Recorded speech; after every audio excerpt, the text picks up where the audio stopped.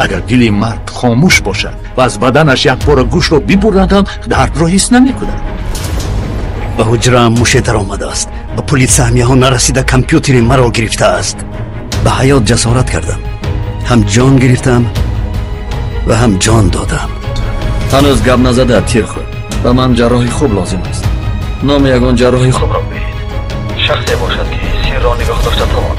از بدن این شخص تیر را برآورده زنده نگاه می‌دارید. همش همین است. شما دیوانه شدید؟ اگر خودی حاضر مرا از اینجا نبراری سرت به بلا میماند، چون که اکای من پلیس. نمیک امیرхан رو پرسجو میکنی؟ چرا دیگر دکتر را آوردی؟